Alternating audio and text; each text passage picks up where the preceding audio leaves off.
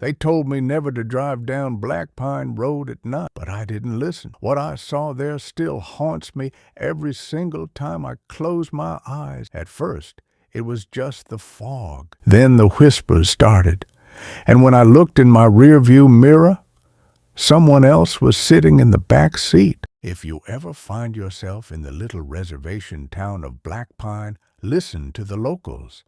If they tell you not to walk the road at night, don't. I wish I had listened, because what I saw out there, what followed me home, still hasn't let me go. I wasn't supposed to be here long. Blackpine wasn't even on the map. I'd been chasing folklore for a small documentary series I ran online. Nothing big, just campfire legends, urban myths, ghost towns. When I first heard whispers of Blackpine Road and the things that haunted it, I thought it was perfect material. A cursed road on the edge of a forgotten town. A legend about creatures that could wear the faces of the people you loved. That was the kind of story that got clicks, the kind that kept viewers hooked. So I packed my camera, my drone, and a bag full of audio gear and drove 12 hours into nowhere. The further I went, the stranger the world felt.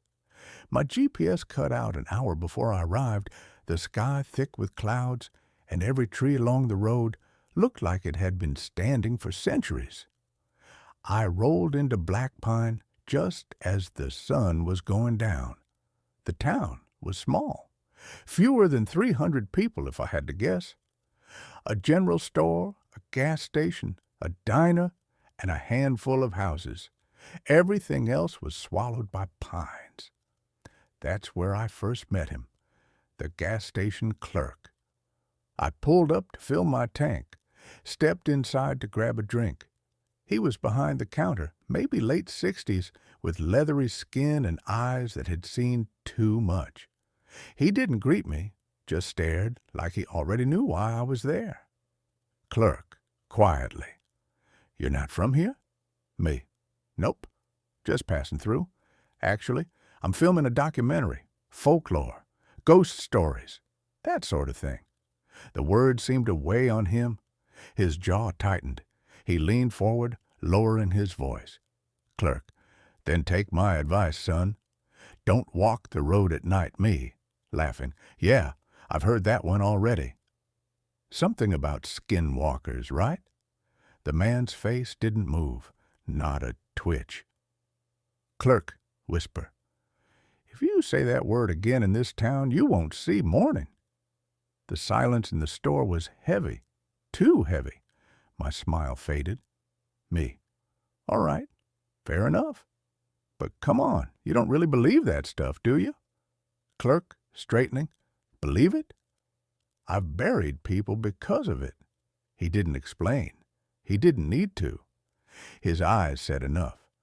I bought my drink, left, and tried to shake it off.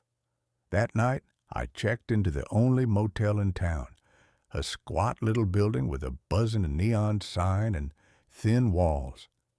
My room smelled like damp wood, and the sheets were scratchy, but I wasn't here for comfort. I reviewed my notes, prepped my gear, and stared at the clock. 8:13 p.m. Sunset was almost gone. I couldn't shake the gas station clerk's words, "Don't walk the road at night." That was exactly why I had to. Call it arrogance, call it stupidity. But when you chase legends for a living, you learn that the best stories come from pushing past warnings. So, just after 9, I packed my camera, grabbed my flashlight, and drove to the mouth of Blackpine Road. It was nothing special at first glance, just a narrow strip of asphalt vanishing between towering trees. The sign was the only strange thing about it. Rusted, bent, letters faded. I wiped away some dirt and read what was left. "Do not enter after sunset."